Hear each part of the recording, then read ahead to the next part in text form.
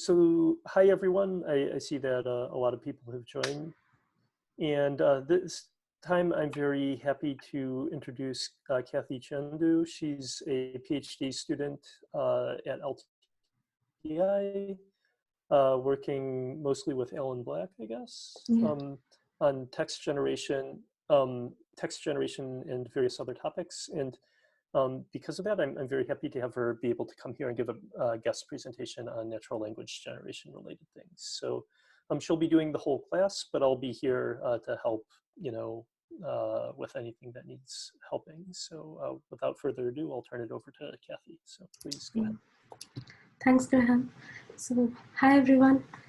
Today we are going to talk about natural language generation, and the theme of the lecture is neural language modeling for natural language generation. And more often than not, traditionally NLG means generating text from data rather than generating text from text. However, in this lecture, we will discuss text generation as a broad umbrella for natural language generation. And at the end of the lecture, our main takeaways would be an understanding of what NLG approaches are currently and some key challenges that pave way to prospective directions to work on in the future if any one of you are interested in research in natural language generation. So this is an overview of the topics that we're going to look at today. First, we will discuss task overview, definition, paradigms, and some pre-neural and neural methods briefly. Next, we will look into modeling approaches from learning paradigms, pre-training, and some decoding strategies very briefly. Following this, we will have a closer look into the different NLG tasks and various approaches to address these tasks. After this, we will see some key challenges and evaluation strategies. First, the what and why of the task. So let's start by defining what NLG is. NLG is the task of producing written or spoken narrative from an underlying structured or unstructured data. So why is this important? This is crucial to achieve an overarching goal of seamless communication between humans and machines, which I confess is a pretty generic goal. So we want to present a huge wealth of information naturally and in a way humans can comprehend. This automatic text generation also paves way towards scalable presentation of individualized, personalized content. Next, there are three main paradigms in generating natural language. So what are these paradigms? The first is text-to-text that converts a piece of source text to target text. The second is data-to-text that converts images, tables, records, graphs, and maybe other ontologies to text. And the third is control-free, which has null as the input for free-form generation such as poetry, stories, sometimes, etc. So NLG is not an obscure side task anymore. It is a mainstream task in most NLG applications, such as the ones shown on the slide. Based on the span or the length of text generated and based on input modalities, the NLG task can be broadly categorized into sentence level generation and discourse level generation. These tasks are also different from other seek-to-seek tasks such as named entity recognition due to their lack of one-to-one correspondence between the input and the output sentences. Some of the prominent tasks in sentence level generation are machine translation, text simplification, paraphrase generation. Similarly, some examples in discourse level are abstractive summarization, review, story, or dialogue response generation, and sometimes generating explanations. Sometimes there is input from a different modality, like in the case of speech, such as in the tasks of automatic speech recognition, and visual input in image caption. But note that the boundaries of these tasks are, according to these levels of generations, are more fluid.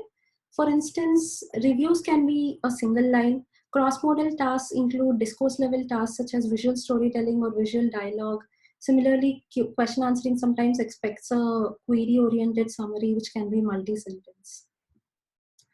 Here is a schema of the tasks based on their input and output.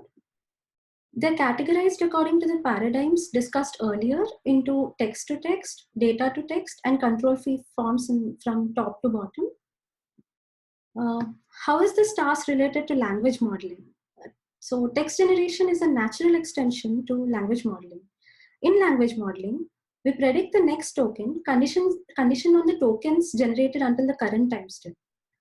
In several text generation tasks, such as summarization, story generation, etc., this process is additionally conditioned with the input source. As we have seen in the previous slide, this source can be text or other structured data like tables, images, etc. Typically, they follow the paradigm of encoder attention decoder, where the modules in the encoder and the decoder are composed of RNNs or CNNs or transformers. The conditioning on y less than t time step is usually modeled with LSTMs or transformers using masking techniques to model sequential context in the case of transformers. So here is one of the earlier systems. So ELIZA is one of the early computer programs that was developed to mimic a psychotherapist. Here is an example script for ELIZA. So as you can see on the slide, the system is built with a set of templates and the responses are given based on pattern matching algorithms. So here is one slide of prior work. So most of the prior work was a modular based approach, primarily divided into 3 modules. The first is content planner, followed by structure planner and surface realizer. This basically determines what to say and how to say it. The pre-neural approaches for content planning rely mainly on sentence retrieval, maximum marginal relevance, some similarity functions using TF-IDF for graph algorithms.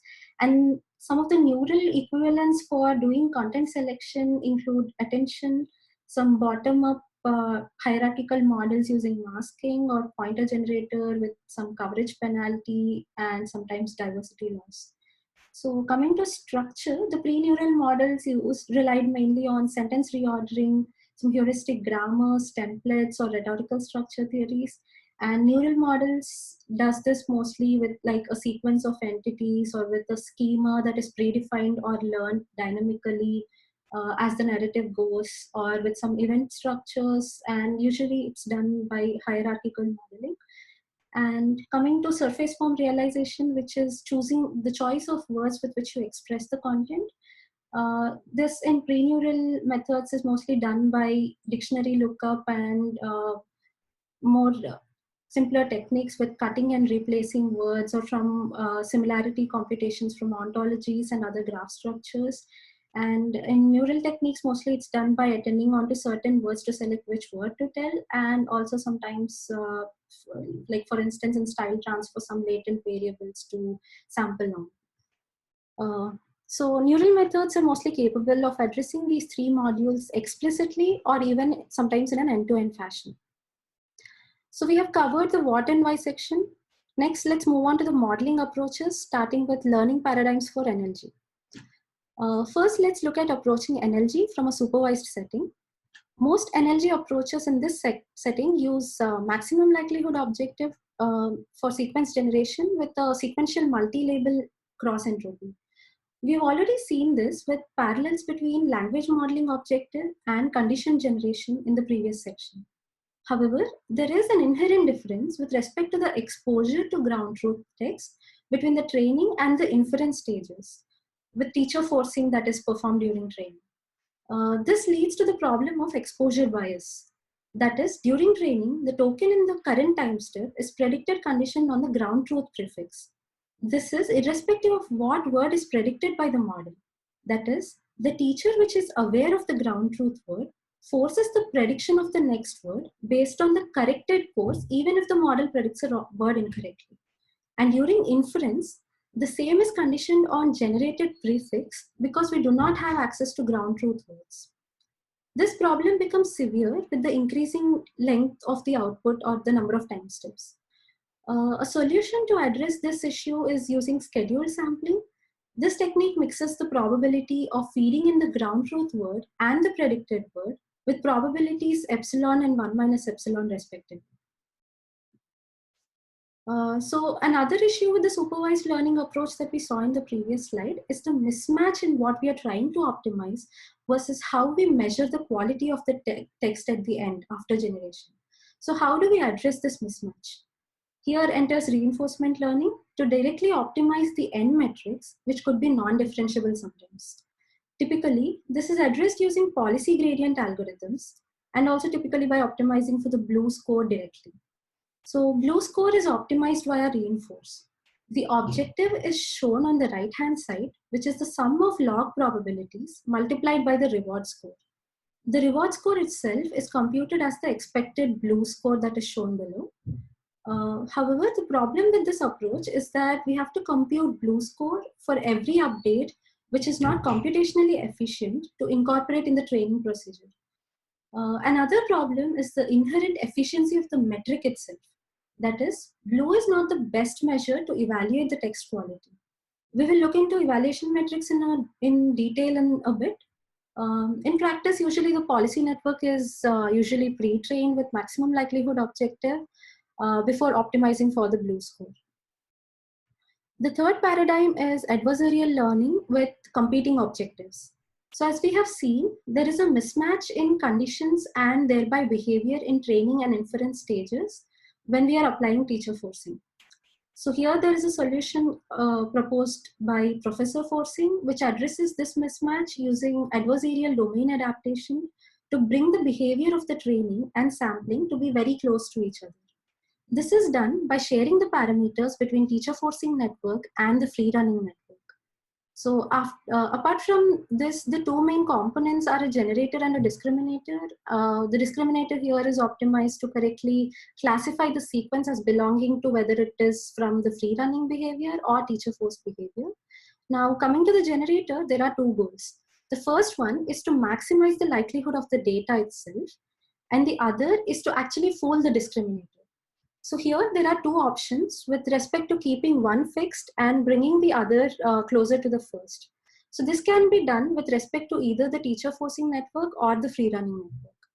The equations on the right demonstrate this behavior. So X is always sampled from the data and Y can be sampled from the true data or the generated data. Say the function D is predicting the probability to belong to the teacher forcing network. Now, when Y is sampled from the generated data, D should return a low score. This implies that in order to fool the discriminator, the expected probability of Y belonging to true distribution, that is D function in the equation, should be maximized. Similarly, when Y is sampled from true data, the complement probability should be maximized, which is 1 minus D. So empirically, the authors also showed that the Professor forcing also plays the role of a regularizer. So let's quickly run through this slide. So popular means for generation through adversarial learning is via GANs, that is generative adversarial networks.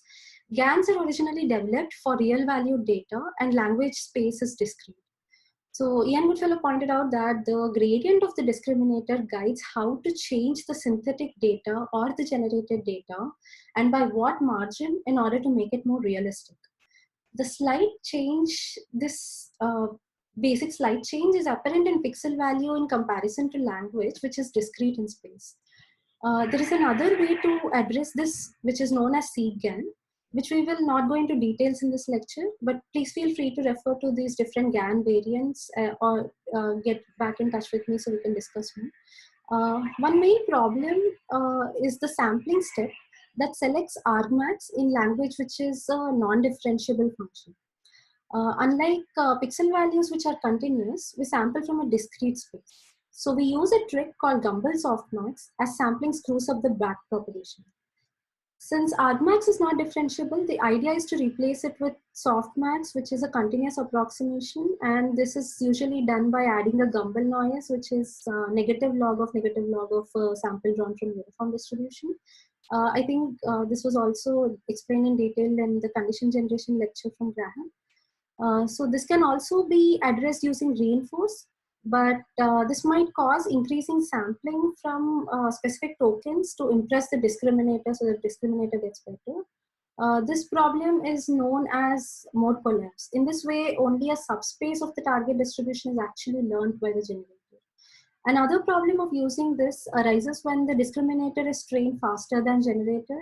This is most often the case, and the gradient from the discriminator vanishes, leading to no real update to the generator.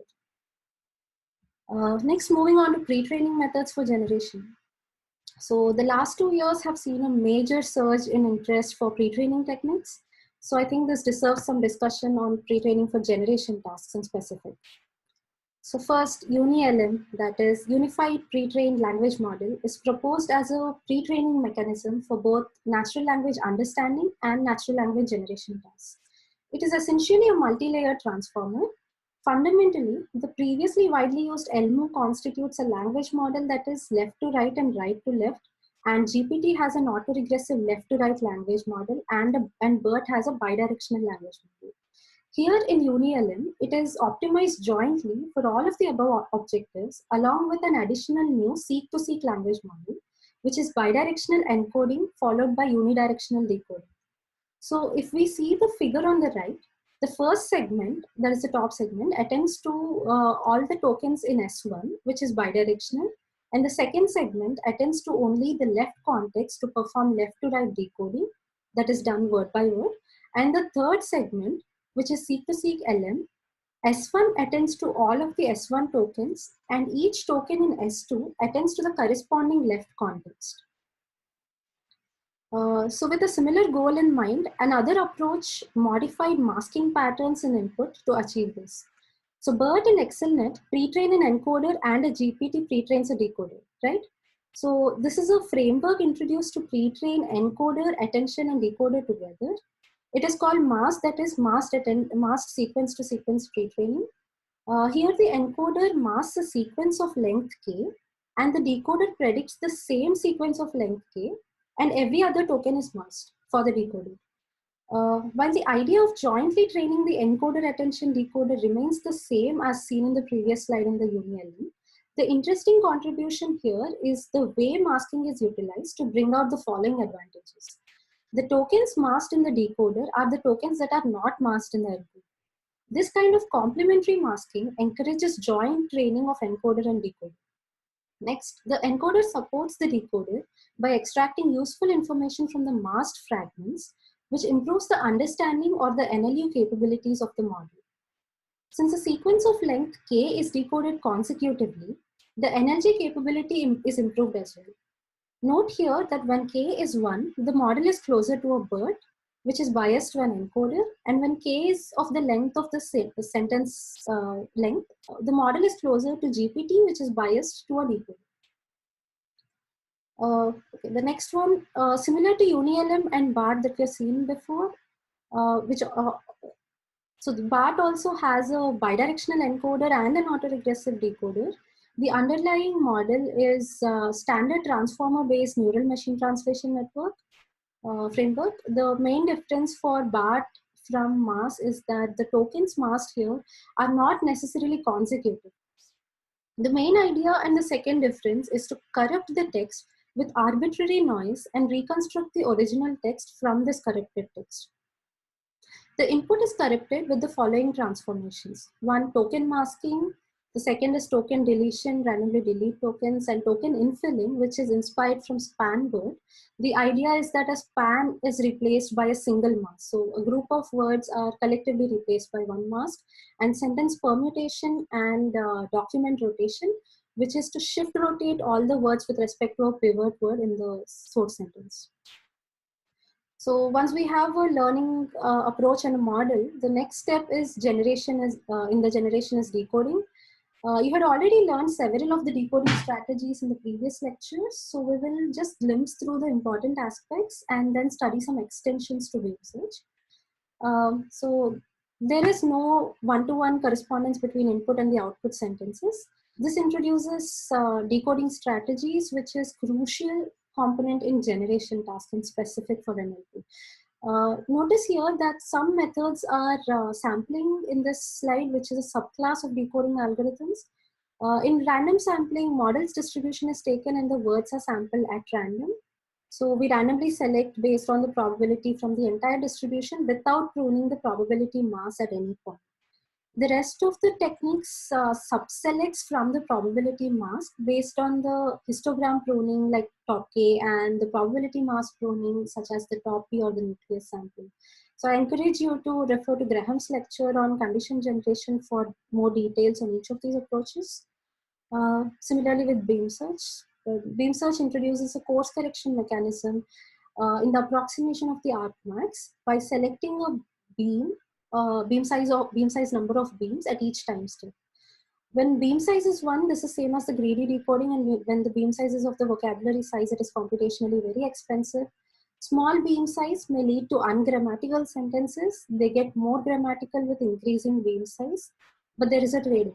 Similarly, small beam size may be less relevant with respect to content or relevance, but get more generic with increasing beam size. Again, I encourage you to go back to Graham's lecture to see more. Here's an overview of how beam search works.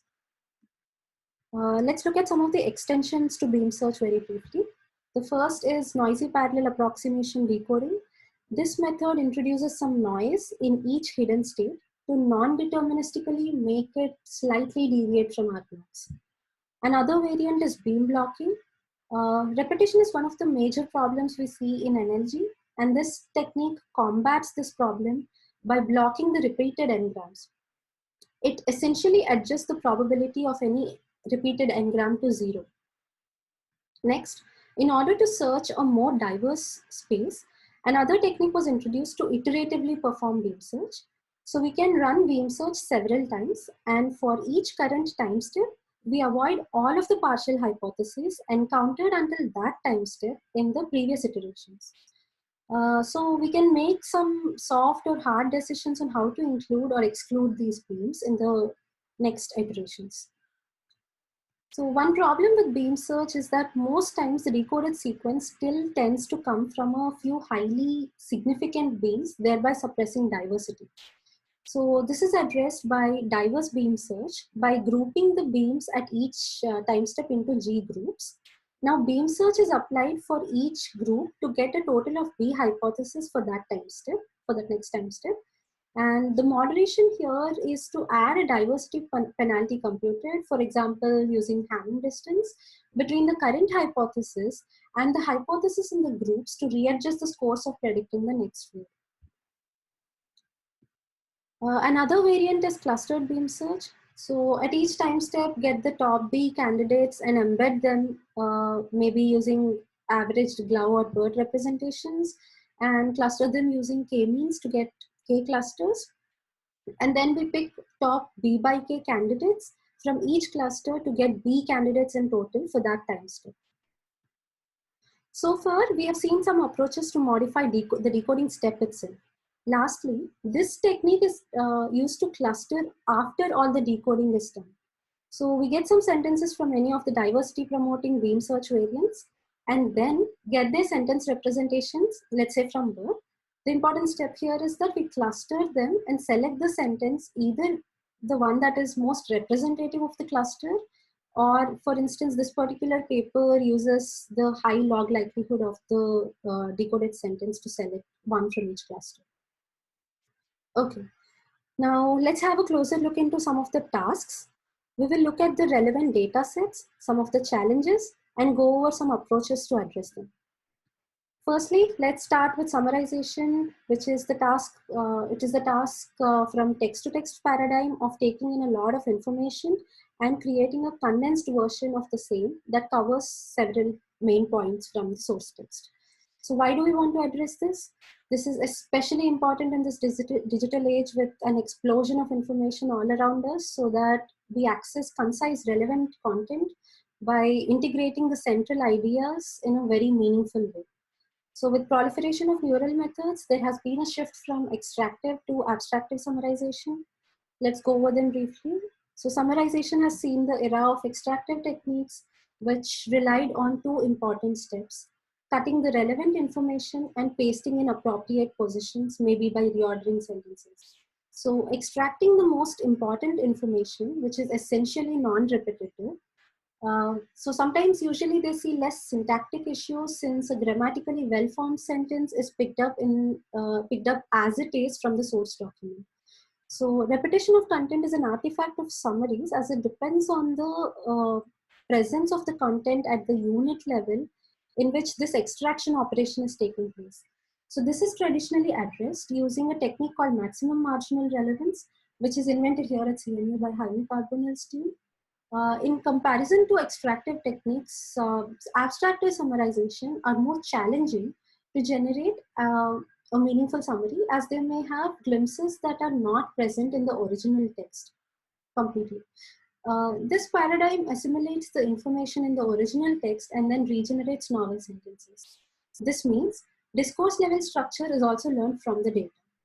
Repetition is avoided by flexible choice of words that can potentially club the information, and we'll see some of the techniques on how to avoid repetition later. More importantly, this paradigm of assimilating the important information and generating summaries is how humans tackle this problem. Hence, we are going to see some more neural approaches for this abstractive summarization. First, let's have a glimpse of the data sets. This is a very exciting and a practically relevant task. If any of you are interested in working in summarization, here are the references of some of the data sets. One of the initial efforts, very initial efforts in this direction, is from a series of document understanding conferences, followed by augmented multi-party interaction and text analysis conferences. Next, Annotated English GigaWord has introduced the very first large-scale data set for this task with 10 million documents, with the headline as the summary from the first sentence of the document. So an example of this is shown in the snippet underneath. Here are more recent and large-scale data sets. Another popular data set is the CNN Daily Mail that has around 200,000 training and 11,000 testing pairs of multi-sentence summaries. Glancing over, there is another evaluation task, SumMath and summaries from IELTS. Automatically summarizing chats or conversations is also a very interesting aspect. In this regard, there are a couple of data sets which are Ubuntu Corpus and Geek Culture chats that are about the Linux kernel. And similarly, there are publicly annotated email summaries and several other recent data sets, including Newsroom from editors and authors of publications, WikiHow based on instruction steps paragraphs, BuildSum based on US congressional and legislation rules. These are the domains. And coming to the techniques, an important distinction that occurred while shifting from extractive to abstractive summarization is the step of extracting important or relevant information. So this is usually taking care of the encoder in our encoder attention decoder architecture and attention. As the size of the document or the number of documents increases, as in the case of multi-document summarization, it hinders the encoding of important information. There are some of the techniques that are shown on the slide to address this problem. So some techniques are like, let's say the first technique is based on separating out the content selection network. A very intuitive and elegant solution is proposed by Sebastian Gurman, which is a two-step process. The first is a data efficient content selection network that determines binary tags based on the presence or absence of the words in the final summary that are annotated on the source document. This can be done based on corpus, and there's no manual evaluation or manual effort needed to do it. It's a very elegant way to do this. The second step uses this information to constrain the model to generate from likely phrases using a bottom-up attention mechanism. So there's another work that you can refer to, which is Chen and Bansal, proposed by Chen and Bansal, that address this problem by introducing a convolutional encoder that computes representation for each sentence and using it explicitly in generating the summary. This problem is also addressed more locally by using a hybrid word-character approach that preserves the advantages of both word and character-based representations. This is particularly done in languages such as Chinese, as it is common to shorten long phrases for convenience from words to even characters. So characters are also semantically rich, almost similar to a word in such languages, and combining subword level information can thus help reduce redundancy, thereby contributing to the task of summarization. Another problem is that sometimes in summaries, we would like to replicate the information from the source document, that is, copy some of the information from source document. One of the approaches that has done tremendously well in this respect is by Abigail C., which is from the paper Get to the Point. While there are several ways to perform copying, we are going to look into this approach. and one later in table to text generation at the later point in the lecture. So while decoding each word, there is a probability pgen with which the generated word is picked, and 1 minus pgen with which we copy the word in the form of a sum of attention distributions over the source document words. This gives the final probability distribution for that time step across the different words, and you select which whether you have to copy or generate.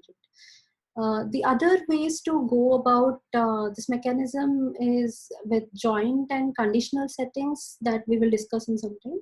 The idea of a copy mechanism is that it picks up a few words or phrases from the source document and uses them as it is in the summary. So this particular work also uses some coverage laws to discourage repetition. And so in the previous technique, we have seen which words to attend and copy. So while doing this is important, it is also crucial to look at the rest of the document to get a wider range of content to summarize. So in this regard, there has been some work on distraction-based techniques that basically does opposite of paying attention to specific regions, that is attending to the regions that you have not attended previously. The idea is to distract the model and enable it to navigate the rest of the document in order to assimilate the entire meaning. So as you can see, in simple terms, the history context vector Cj in the equation that is generated under the previous time steps, and this information is subtracted from the current context vector Ct dash to get a modified representation of the context vector for the current time step. So if you carefully observe, the coverage loss in the pointer generated network is sort of implicitly doing this in a different way. So we have seen one task on text to text. Next, moving on to a task in data to text paradigm. In specific image to text, let's look into image captioning. Well, this task does not need an introduction. This task has static input and sequential output, and the real world context includes visual input rendering that makes this task extremely useful. The widespread popularity of this task in both language and vision communities has enhanced synergy in modeling techniques from both these fields of work. So coming to data sets, one of the early data sets is the Pascal 1K sentence data set that has 5,000 captions for 1,000 images derived from the Pascal object recognition data set. The visual and linguistic tree bank dataset is derived from Pascal action recognition dataset that has 3 captions per image. And next there is also Flickr 30K, which is the first large scale dataset for this that is actually built upon the Flickr 8K dataset. And these datasets have 5 captions per image. So these are all real images. And coming to abstract images, this dataset was collected by annotators to make a scene from around 80 clip art objects, and then place them in different positions to get scenes, and these scenes were used to gather descriptions. Next is the dataset from International Association for Pattern Recognition Technical Committee. The images are provided from a travel company, Viventura, and annotations are available in 3 languages, including English, German, and Spanish. The size of the dataset is around 20,000. And next comes one of the widely used and very popular datasets, which is the MS COCO with 120,000 images. This dataset is also annotated with object categories, and it has 5 captions per image. So far, we have seen the datasets that are grouped under or gathered for the task of, gathered explicitly for the task of image captioning by collecting captions from the crowd workers for the sake of this task. Now we're going to look at more datasets from the wild kind of group, where these 4 datasets for which the captions are actually crawled automatically. The first in this category is sourced from BBC News articles. The SBU captions dataset has 1 million pairs of image and captions. The dataset is collected from Flickr with a constraint that the caption includes at least one of each of noun and verb. The data image captions dataset is also gathered from Flickr. There are 4 million data points with about 180,000, which is also very big, containing almost repetitive captions. The almost similarity of them is identified by lemmatization, and these are normalized, and then the normalized forms of these captions are retained in the final data set. Recently, there was also another humongous data set released by Google AI called the conceptual captions with 3.3 million data points. The data set was carefully curated using rules put together for filtering images, text, and also some sort of hypertonization of the text to normalize it. There was also a shared task on this in CVPR last year. So as we have discussed, this is a data to text task where the data is an image, and we will see some of the major approaches to deal with this dissimilarity in the input. If the task is divided modularly, there are two main segments, which is the visual understanding and the language generation, same like the encoder, decoder, and framework for sequence to sequence tasks. If I have to look at some of the important challenges, then these are some of the papers that I picked that are representative of each of the categories to describe the nuances in the category, and also for an easier instantiation, I picked some papers and put in the references. Coming to the image understanding, parts of the image like objects can be identified, which can be used to decode a caption. So this was used in one of the recent works when there is no training data for image captions. So this work proposes a novel object captioner in addition to simple non-object oriented caption. The idea is to get descriptions of several hundreds of objects without any paired image caption data, because the format is comparatively easier to obtain just because there are a lot more data sets for object annotations compared to captions, and in several other languages as well. So as seen in the left network on the image, visual features are trained for object detection with image-specific cross-entropy loss. And the right network demonstrates a language model that is trained on a huge text corpus such as Wikipedia, optimized with maximum likelihood. Now, these image-specific and the text-specific representations of the previously generated words and some of the objects are added to provide an image-conditioned caption or the object-conditioned caption generator. However, the problem of using a pre-trained object detector and language model is catastrophic. So to combat this, another solution that they propose is to perform joint training and share the parameters between these models, along with optimizing a combined loss that adds up all these cross-entropy losses for both generation and object detection together. So most of the other techniques other than an explicit model to partially detect other visual categories are the models that perform a holistic understanding of the image, or in other terms, complete detection. So this is one of the trend-setting papers that use stochastic hard and deterministic soft attention on images to perform image captioning. Basically, the model learns alignment between the visual features. So earlier in the summarization task, there is some kind of attention that which each decoded time step is looking at in the input sequential time steps. Here, instead of sequential, you do a spatial alignment between the visual features and the words, and these attention scores are used to decode a caption. However, sometimes there are no grounded positions or representations in an image that each word in the caption can attend to. For instance, words like a, the, where exactly in the image should they attend, right? And also other words that are strongly guided by the language model that are not sometimes present actually in the image. Hence, in addition to spatial attention, a gating mechanism was introduced in this work as a visual sentinel to determine when to look at the image. So this provides a trade-off between the support from the image, that is where to attend, and the confidence of the language model.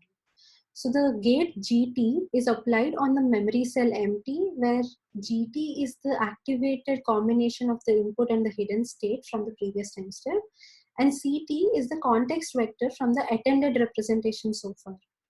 And an adaptive attention is proposed by attending to the spatially attended image features or the visual sentinel, sentinel vector, to derive the context vector for the current time step in each of the decoding time steps. So the technique we saw in the previous slide for attention is also sort of focusing on semantic concepts in the form of surface words alone, like shallow surface level semantics in generation, which are attendable in the image features. Here we are looking at a specific model dealing with explicitly semantic concepts in the form of nouns and verbs. So when I say semantic concepts here, it does not mean ontologically similar hypernyms or other related words, and nothing of that sort. They're just nouns and verbs. This work divides, although there is no reason why you cannot extend this work for using ontologically similar words that are more meaningful concepts rather than surface form words itself. So this work divides the task into two stages. The first stage extracts an explicit semantic representation from the given image. A set of noun phrases are extracted from captions, and a binary classification is performed for the presence of each of the noun phrases in the image. The second stage generates the caption in a bottom-up recursive fashion by combining the selected noun phrases and the verb phrases. So in this stage, a list of ordered NPs are maintained, that is the noun phrases, and then there is a connecting module that attempts to combine these phrases.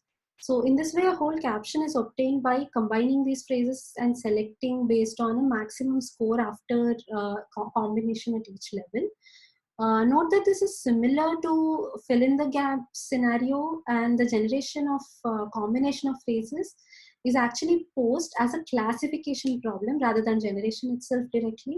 It's done as a classification problem by mining probable connecting phrases from MS COCO dataset. So this is already a pre-processed data set from the MS COCO dataset to get connecting phrases with any combination of noun phrases. And instead of generating the connecting phrase from combinations, you classify to which of these connecting phrases each set of words belong to. So co-attention is actually not directly a technique for image captioning. It is applied in scenarios where typically there is a visual input along with an image caption to perform another task, such as maybe visual question answering or dialogue or video description, etc. So here is an example of co-attention that is performed hierarchically. There are different ways to do this. The one shown in the slide is parallel, where the image and the text are attended simultaneously. The other version of this is an alternating attention, where you attend first to the visual space and then next to the question, and these are sort of exclusive. So when you're attending to the question, you don't attend to the image, and you alternate between these two. So this co-attention is also implemented in a hierarchical fashion at word, phrase, and sentence levels. Once again, this is not an image captioning model. I included this here to contextualize other popular techniques in dealing with both modalities, and sometimes helpful in other generation tasks as well, when there are both modalities in the input, like for instance, speech and video, and you want to generate a video description. It's not directly relevant to image captioning because you only have an image as input. With all of the above models, there remains some portion of the image that is not described. This is an artifact of not providing this context information in the encoded representation. The idea is to generate several sentences corresponding to each of the detected regions in the input image. So a dataset specific to this task is the visual genome dataset that comprises of around 94,000 images and 4 million region-grounded captions. What they do is to introduce a localization layer that does region proposals, and thereby extracting region features which are processed with a fully connected recognition network that is followed with an RNN language model to generate the captions at the end. So for each of the region proposal, as we can see in the bottom right corner in the image, including a cat, a skateboard, a wooden floor, there is a caption generator for each of these boxes. So in my understanding, some of the interesting challenges that recent works on image to text focus on are the following. First, zero-shot and few-shot learning scenarios where pairwise annotated corpora are not available, and approaches that transfer knowledge of unseen objects, etc., to another domain or another language. The other is a more synergic framework between language and vision that invites more linguistic intuitions in modeling approaches. For example, neural module networks that heavily rely on sentence parsed structure to assemble modular networks together to compose a network and achieve another task. There are also a fair share of interesting contributions and works in modeling a sequence of images with temporal dependencies, such as the task of visual storytelling. We also have this other data set for sequential language generation from pairwise image and step descriptions for how-to activities such as cooking recipes. Another interesting dimension is generating explanation, which we will see in the next section. So, okay, one of the tasks that gained a surge of interest in recent times is explanation generation.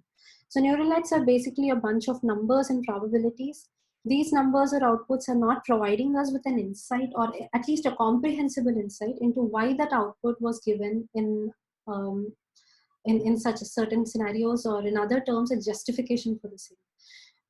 But what we want more precisely, in addition to these outputs, is the reasoning behind the output in a comprehensible manner, that is unexplainable, or in a manner that we can understand.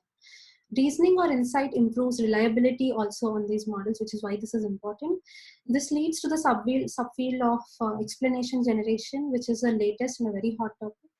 So introspective explanation is when the model looks back at the actions it has taken to give an explanation by attending to certain time frames or scenarios, which we will see. So gaining users' trust can be achieved by explaining in a comprehensible natural language reasoning on what triggered a specific action or a decision. Some of the cool stuff in this domain is the generations of biology concepts, or generating explanations for biology concepts, or explaining solutions for math word problems. Note that this topic comes under the broad umbrella of explainable AI and interpretability, but we are not going into detail of these broad topics. We're not going into interpretability in this lecture. Instead, we will discuss relevant material on explanation generation, which is a growing hot topic. This is a picture from a talk given by David Aha of Naval Research Laboratory, which very aptly demonstrates the necessity for explainable AI. There is a neural network, like we discussed, a bunch of embedding sequences of numbers and probabilities to arrive at an output. However, we also would like explanations on why certain action was undertaken, and in what scenarios would it fail, and when it can be trusted, or more importantly, how will I get an understanding on what scenarios to correct and adjust the model. So this is a crucial interface that enables interrogation of the models. So there is no uniform distribution across the studies for what this is, as it sort of is a budding field. This is also this is to get a better understanding on why an output is given, and to what extent or under what circumstances you can trust the model. So why is this important? It is very natural to see the importance of this topic, but I came to know recently that there is something called regulation of algorithms, which is more tied specifically to AI and ML, where there is a right to provide an explanation corresponding to the output of the technique, especially in black box scenarios. So because also as AI has infiltrated into a lot of decision-making roles in our everyday lives that can significantly affect us, like healthcare, legal, or financial decisions. So the goal of this task is to generate convincing explanation without hindering the performance of the model. Once again, the scope of today's class does not include building interpretable or explainable models. We'll be looking into generating explanation coarsely. There's some more material in the appendix section if people are interested in looking at it later. So here are some data sets we'll be looking over very briefly. A data set that is adapted to use for this task is the Caltech UCSD BIRDS data set, which has about 11,000 images. Note here that these descriptions provided in the data set do not explicitly provide an explanation on why a bird belongs to a specific category. However, the data includes attributes for each part, which can serve as a distinguishing factor for an explanation. Like for instance, a red beak, that is why this is so-and-so bird, and such things. Next, this is popularly used for this task, the Berkeley Deep Drive dataset.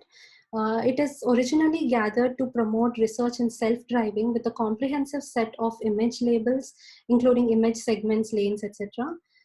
It has around 77 hours of driving with 6,000 videos with up to 40 seconds on an average per video. And it is annotated with 26,000 activities. So the action descriptions and the justifications for these actions in natural language are annotated later as well. The action description is something like the car slows down. And then a rationalization or a justification for this is something like the car slows down because it is approaching a stop sign. So this is the kind of annotations present in the data. Next, the think aloud dataset. Again, since there's no standard dataset for this task, designing a framework to collect intuitive explanations is also a challenge. Mark Rydell's team has proposed a data collection framework to gather explanations for actions in a game environment by recording the rationales or the thought process of the players while taking certain actions. The framework enables matching the utterances of the players to the corresponding state environment as well. So there is like this mapping between why a certain action is taken and what is the scene when that is taken. They have also performed a neat analysis on the components of the human factor rationales behind based on contextual accuracy, intelligibility, awareness, reliability, and other strategic details. These components can also serve as structured evaluation categories when you're trying to provide, trying to evaluate the generated explanations. So coming to the techniques, one of the early works in generating visual explanations is done in 2016. The idea of this work is to generate an explanation for the species of a bird by taking into account two forms of relevance. So an explanation is considered a relevance and class relevance. So in comparison to the description models, this model also takes into account the predicted class of the image. The first is the relevance with respect to the image, which is the source or the input in this case, computed with cross entropy loss. And the second is the class relevance loss, which is the discriminative loss computed against a sampled sentence from a model that generated from the generation model and the predicted label. So an extension of this work also uses some negative examples by synthetically generating data by replacing some attributes like I was discussing before. Instead of a red beak, replace it with a black beak and so on. And they use a margin-based ranking loss to re-rank the already generated sentences or a set of candidate responses. So one of the problems with this technique is that in several cases, an irrelevant or an incorrect explanation cannot be easily obtained in other scenarios by just flipping attributes. Sometimes it can inherently be wrong. The details of this is also present in the appendix section. Another approach is to introspect the input to explain the performance using causal attention. This is done in the domain of generating a justification for an action taken by self-driving vehicles. So the vehicle controller module that you can see in the diagram here predicts the acceleration and the change of course at each time step by performing some form of spatial attention across the different regions in the image. This sequence of context vectors is then fed into an LSTM. Now here is the explanation generation. For an introspective generation, if the vehicle controller predicts either a change in acceleration or course, the justification should address this change to be meaningful. That is, it has to attend to this specific portion of the scene. This is incorporated in two ways. The first is a strongly aligned attention, which is only temporal. That is, the generation of decoding attends to a sequence of spatially attended representation from the vehicle controller. The second is a weakly aligned attention, which takes into account both the spatial and temporal attention by computing the KL divergence between the attention maps generated by the vehicle controller and the explanation generated model. So as we are familiar with the seek-to-seek models, each time step in decoding attends to the context vectors computed earlier. Finally, the combined loss for prediction of state or action and the alignment and the generation are optimized together. Another very related work you can find in the appendix is very similar to this, with the main difference of a causal filtering step that clusters all these things that we've seen based on saliency detection, and then a video to text language model is applied to generate an explanation. So the hotspot in this area is not really a spot, but there is a huge volume of things being done in the scope of the space. So scoping this is a really fun or research-wise fun activity.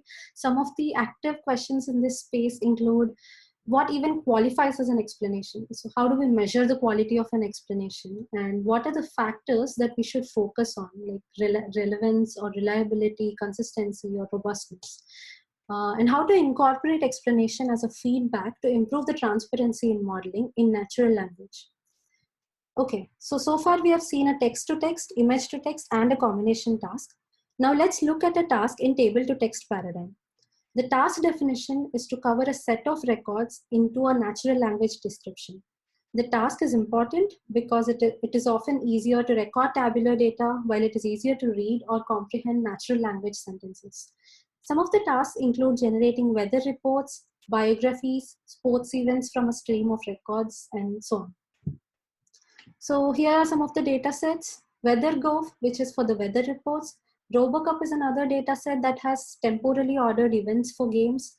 Biogen is a huge data set of 700,000 info boxes and biographies. This is a very huge data set. And E2E, which is the end-to-end data set, that is end-to-end data of around 50,000 data points, which I guess is in the restaurant domain. And RotoWire and SB Nation consists of NBA basketball game summaries with 4,000 and 10,000 data points respectively. So what are some of the differences of data to text modeling from text to text modeling that we have seen? So the underlying principle still remains the same, which is a seek-to-seek model, usually with an attention. One difference is a record encoder, which encodes a sequence of records. So here, as you notice, there is no hard constraint on the order in which these records are encoded, unlike a sequence of text which is ordered. There are usually encoded, these are usually encoded with LSTMs or transformers in fairly arbitrary orders. And encoding, imagine encoding words in a sentence in arbitrary orders. That wouldn't make sense, right? But that is okay with data to text source kind of input. Or you can choose the order to also be based on some corpus distributions, such as you can talk about the person name first and then talk about his profession and so on. So unlike copying any word in text-to-text paradigm, here we seek to copy only the values most of the times rather than the attributes. With a mismatch between structured data in input and unstructured free-form text as output, models usually rely on some information extraction techniques to map the entities from text onto records, that is from output to the source.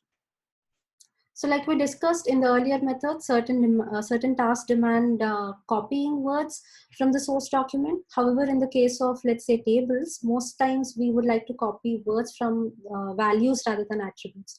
Another form of such copy mechanism, as opposed to what we saw based on attention, is when it operates on a binary variable that determines whether the word is to be copied or not. Also, when we know which words to copy, we do not have to marginalize out on this binary variable. So conditional copy conditions on these binary variables that say whether the target word YT is copied or not. This is in comparison to the joint copy mechanism, which essentially sums over the probability of copying and the probability of generating a particular word and then choose the final word based on this clubbed probability. This implies that the probability of copying is spread only across the source words that can be copied, as opposed to the joint copy mechanism, which is spread over all the words, including the words that cannot be copied. So as discussed before, information extraction techniques are used to induce automatic metrics for, let's say, content selection, such as precision and recall of unique relations and so on. In the case of entity value pairs are extracted and the type of relation is also predicted, and using these, some metrics are induced. This includes precision and recall on unique relations, and similarly some other metrics are on relation generation and content ordering. Another idea is to decompose the probability of generating a token from the records into two intermediary phases. The first is content selection and the second is planning, which also encompasses selection of a word from vocabulary. So now the joint probability of the token and the selected content is reframed as a conditional on the Z, which is the context, or the content, sorry. As discussed, we first encode these records, then content is selected using the gating mechanism. So why is this needed?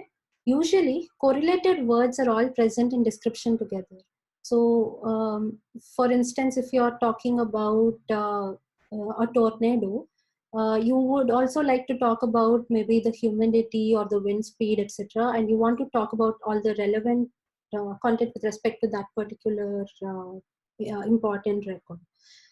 So first the attention is applied on all the input records, and to get an attended representation for each of these records.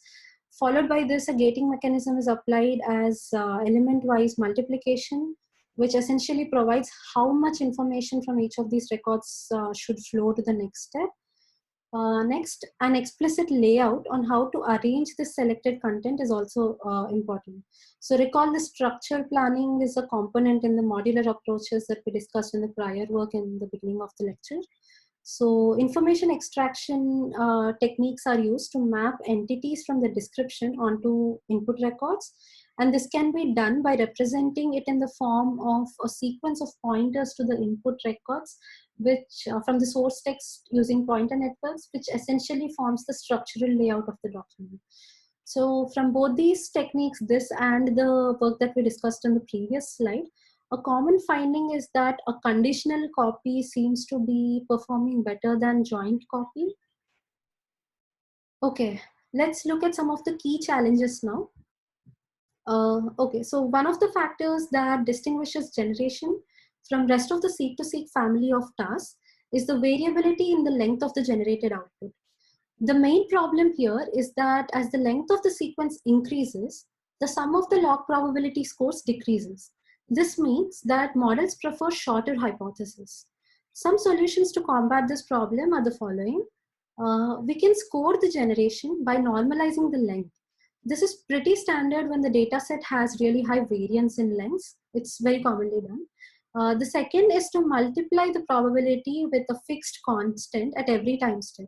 This alleviates the diminishing score by increasing length problem. Another solution is to use some form of bias in the model based on empirical relations on lengths of the source and lengths of the target sentences. Basically, some form of constraints on the model. The fourth solution is to use a length penalty. This formula is from one of the papers from Google on neural machine translation, where they say that they have also tried to divide with the mod of the y, which is the target length, directly, and instead this formulation has done empirically better. Alpha is a hyperparameter in the earlier case. Another problem is the repetition of content. Blocking beams containing previously generated n-grams from subsequent generation is one solution. Multiple options to do this. One is to cut the beam stream entirely or select from the rest of the n-grams that are in the non-repetitive subset. However, sometimes beams with natural kind of repetition done, for instance, in order to emphasize something that is naturally done by humans, are also blocked by this technique. Selecting what the n should be is often a problem, since it is natural for a set of maybe content and function words to repeat more often. So dialogue systems are more likely to produce frequent words than rare words. Fundamentally, there is a fault in the objective of likelihood. I've categorized this unlikelihood training here as it mainly solves the problem of repetition or dull or boring responses. This is also appropriate for after a couple of slides where we will talk about optimization. The main idea is to decrease the probability of negative candidates. The negative candidates are selected from the previous context either at a token or at sequence levels, which are essentially n-grams. This way, we are simultaneously optimizing for both likelihood with unlikelihood by discouraging the repetition of previous outputs. Again, this is not a major problem that I'm complaining here about, but selecting negative context can sometimes be beyond simple n-gram sequences or previous words. But having said that, this is still probably the best approximation of negative context that can be selected by using minimal supervision or without any extra manual effort. Coming to coverage penalty, it discourages the attention mechanism to attend the same word repeatedly. So we navigate through each of the time step in the source, and if across different time steps of the decoded output, the attention weights are higher for a particular source time step, then that time step is covered, and hence the coverage penalty would be log 1, which is 0. Otherwise, coverage penalty would be the attention probability mass on the source time step.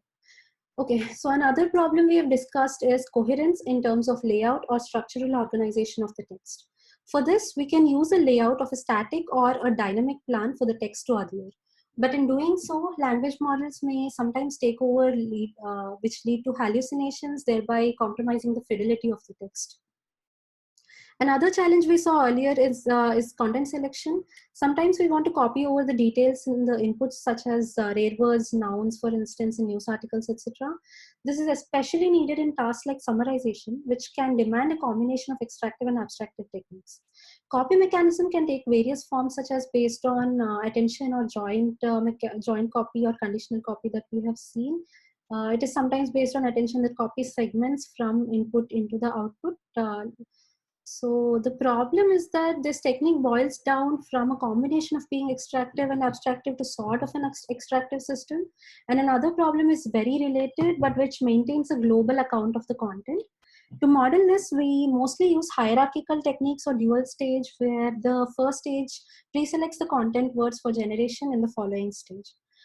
Such models can possibly take a hit on fluency while connecting the dots between selected content and the generation step. This means that Rouge 1 can be good because you extract mostly the right words, but Rouge 2 may decrease as it affects the fluency while connecting. Another challenge is the optimization objective. There is a mismatch between the objective function, which is a maximum likelihood, and our metrics, which we saw, which you're going to see, like blue, rouge, etc. This is a problem for which is pretty much applicable for all generation tasks. A common solution for this problem is using reinforcement learning to optimize the end metrics, such as rouge. Sometimes people use a combination of MLE and RL objectives. However, this is still a problem since these end metrics do not directly correlate to human judgments, and hence optimizing for blue and rouge does not ensure human quality text. Another way to do this is with respect to the content and was explored mostly in dialogue. This was actually from Jiwei's talk in the morning. This is more suitable in tasks which inherently need diverse responses, such as dialogue, as opposed to tasks such as machine translation. The idea is to incorporate pairwise information of source and target instead of and both directions instead of only one direction, which is usually to target given source. So if you refer to this paper, you can find details on how a target probability is subtracted from target given source probability to diminish the probability of generic sentences, with nice detailed derivation actually. This is not really a problem, but probably applicability and possible extensions to this work. Sometimes diversity should be conditioned on personality for consistency. So another very important challenge is the speed. Runtime, we often chase after the state-of-the-art results, which of course is a tremendously fun activity, but most practical applications call for generating text in real time without lag in decoding. While there are techniques in the hardware side, there are some measures that can be taken, including that we'll discuss now, quantization and model distillation maybe. Another important stream of work that I would urge you to read is one of Graham's paper, Learning to Translate in Real Time with Neural Machine Translation. So there is an agent which essentially learns to decide between the actions of reading by discarding the candidate or writing by accepting the candidate at every time step. So the policy network is optimized with a combination of quality evaluated with blue and some delay evaluated by average proportion of the lengths of the source and the target, number of consecutive words in which the reading step, which essentially increases the wait time, and such factors. So some tricks that can be used in this regard are pruning the beams. Another trick is to cache some of the previous computations so you don't have to repeat them. Also, you can perform model distillation with a teacher and with a huge teacher and a smaller student network that tries to replicate the teacher's performance. Another technique is to quantize the weights, that is sharing the same weight value when they belong to the same bin. So gradients are also computed once per bin. We can also use threshold to like remove or prune all the connections that have weights lesser than the predetermined threshold, and then we can retrain the network in order to adjust the weights after removing these connections. So here are some of the neat practical tricks to apply from my experience.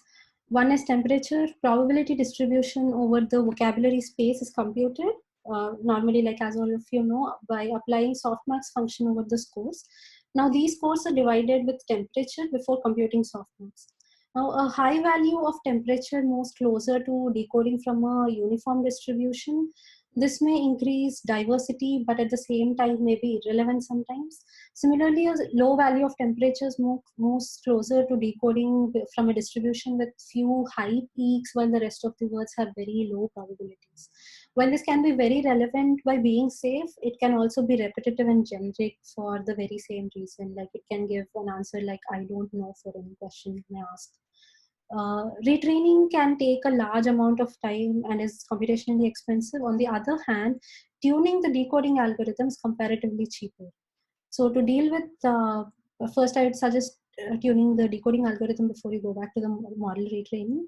To deal with rare or out of word vocabularies, we unkify to reduce the output softmax space, but this might lead to incomprehensible and non-readable outputs sometimes. The best way is to manually check the outputs and identify the patterns of unintended irregularities in generation. If a specific type of decoding is suitable to improve results, it might be worth trying that out before retraining. Finally, last but not the least, we come to the last section, which is evaluation. Evaluation is one of the key challenges in natural language generation tasks. One hindrance to standardize or evaluate NLG, like other standard tasks such as machine reading, is that it is often a component of other tasks along with being a standalone task. This means that the input can be varied in ranging from tables, images, and text. And in certain settings, such as image captioning, like we discussed, we would like to need additional data like objects or entities, and sometimes in dialogue, we would need pronouns to have natural coherence and very specific things that we are trying to evaluate basically. This evaluation can also be performed intrinsically and extrinsically, each of which can be either subjective or objective that we will see. So how do we define good quality of text? In particular, what are the contributing desiderata of good text? Some of the factors it should be contributing to include relevant content, appropriate structure in terms of coherent flow and suitable surface forms. In addition, it has to be fluent, grammatical, believable, and in certain scenarios, novel too. So these are the factors or categories to evaluate based on desiderata of the good quality text that we saw in the previous slide. Evaluating these factors can be done subjectively or objectively. Note that most times the objective evaluation category can also be performed subjectively. In addition, we can conduct the evaluation in two levels. The first is intrinsic, which evaluates the quality of the generated text internally. The other is extrinsic, which is evaluated based on using the generated output on an external or a downstream task. For instance, the generated image caption can be used in another task such as visual question answering. Now, most of the objective measures can be calculated automatically. Coming to the automatic metrics, most of them are word overlap based metrics, which are extractive measures determining the extent of copy of words.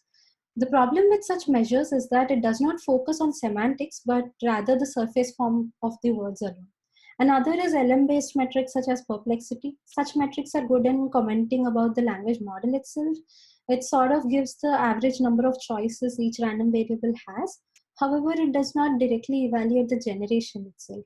For instance, a decrease in perplexity does not imply a decrease in word error rate, or it just means that intrinsically the language model is good enough to select the next right word for that particular corpus. Another class is embedding based metrics with the advantage of being able to capture semantics. However, the problem of not be correlating to human judgment still persists. So here are some of the metrics that we use based on what we are trying to evaluate. They're categorized based on whether we are evaluating n-grams or explicit content selection. That is shown on the left and the right parts of the slide. For n-gram based scores, we have BLUE, which is inclined more towards precision. Another variant of BLUE that gives more weight to rare n-grams is NIST. Similarly, Rouge is also inclined towards recall. Blue has a brevity penalty that makes it more suitable to tasks like MT in comparison to Rouge that does not have this brevity penalty, making it suitable for tasks such as summarization. Rouge has other variants with bigram and distinctly with longest common subsequence, which is Rouge. The F1 equivalent sort of score between these two is Meteor, and Cider computes TF-IDF based cosine similarity on n-grams with a consensus among multiple annotations. So when we want to evaluate on content selection explicitly, we can use Pyramid that uses a set of summarization content units, or SPICE that uses parses from scene graphs for an image. In addition, we can also emulate targeted evaluation metrics to check for the intended behavior in generation based on the subproblem we are attempting to solve. For instance, in order to check fluency, we can score the output from a pre-trained language model. To check the correctness or fidelity or loyalty with respect to a source document, we can apply inference. When we want to check for diversity, we can compute corpus-based distributions on number of distinct entities or the number of entities itself and so on. Also, this is a very recent work that was put up on arXiv only last week on identifying factual inconsistencies in the generated summaries. The idea of this metric is that when a question is posed, the source document and the summary document should result in the same or similar answers. Next, coming to human evaluation, this is still very important in most NLG tasks. There are broadly two mechanisms in conducting subjective evaluations. The first is preference testing and the other is scoring. Some studies have shown that preference-based testing is prone to less variance compared to scoring. Important points to keep in mind during conducting human evaluation are these are very expensive to conduct and hence not feasible to check the model repeatedly by re-examining the human scores. There are no standard, universally or globally agreed upon guidelines to set up such tasks. In other words, conducting subjective evaluation itself is subjective in nature. Scores tend to vary based on the nature of the scales, whether the judgments are binary, integer values, discrete integer values, or continuous values. It is observed that human preferences are inconsistent in prior work. They are biased with personal or demographic conditions. In such cases, it is important to measure inter-annotator agreement as well. And some people might be lenient while others are more strict, and we have to scale across such things. Another very important challenge is to frame the task in an unambiguous way to elicit the right information. The right kind of framing is more important than we think. These are all the problems, assuming that the participants are actually attempting the task very sincerely. Often people conduct human judgments by circulating among known or reliable group of people because it is hard to check the reliability of annotations of MTurk without automatic checkpoints. So having complained about human evaluation enough, this is still really the best we got. It is absolutely crucial to perform human evaluation in most NLG tasks even today. So the problems discussed here need to be taken care of and merely as cautions while developing more rational or systematic testing conditions. But this does not mean don't do human evaluation. So practically, we perform automatic evaluation during development and train. And when a decent score is attained, we perform manual inspection to debug, train again if needed, and then finally conduct human evaluation at the end, since they are very time consuming and also expensive. Okay, so here is an example from one of the projects I was working. So let's look at an example excerpt from the task of generating cooking recipe from sequential images. The picture looks like chocolate sauce, hence cocoa powder is generated. But with the context of chocolate sauce, a step is generated as glazed chicken with chocolate sauce. It is very strange to eat a dessert ingredient with chicken, right? So we need to really take care about the relevance and content while generating content, generating text. Next, the organization of the text is equally important. You usually don't cut onions after making the sauce and after the dish is ready to serve. Hence, expressing content in the right order is very important. So this is the right order of the steps to make an edible dish that humans can probably eat. Now, how should we evaluate this? The end goal should be examined actually if someone successfully prepared a dish and if someone else could actually eat it, but this is not feasible. So there is a huge gap between evaluation and the NLG tasks. Finally, based on all the learning, all the things that we have discussed so far, here are some of the concluding thoughts on what's next. Out of the several possibilities, some prospective directions that the future of NLG holds are generation in real time. Um, Recently, there has also been work on non-autoregressive decoding. It has to be consistent with situated context in real and virtual environments such as games. It has to be consistent in personality with opinions that are developed over time, etc. This is especially a concerning point or a pressing point for virtual agents. And it has to be, it can be conditioned on multiple modalities together with text and data and images, speech, etc. Investigation is still ongoing on finding better metrics to evaluate NLG as a wholesome task and better correlated human judgments. Here is one of my favorites, creative text generation. So generating entertaining text with sarcasm, jokes, and metaphors to capture readers' attention is very, very fun to do and also very important. For instance, another ad hoc system I was experimenting with a couple of weeks ago generated a sentence. If Tony Stark and Bucky Barnes started a business, they would name it Starbucks by playing with the words Star and Bucky. It's nice, it's funny. Even so, at the end, how do you evaluate this creativity or funniness? Okay, I know we have covered quite a bit of content today. I'd be happy to have an elaborate discussion on any of the sections or points you might be interested in. Thank you all, guys. Thanks a lot. We're a little bit over, but if there are any questions, people can feel free to drop out.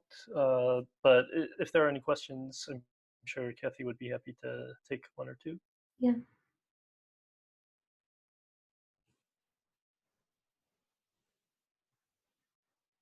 Although I imagine people have to go. If not, you can just follow up via email, of course, at any time. So yeah. So thanks a lot, Kathy. And why don't we wrap it up then? So.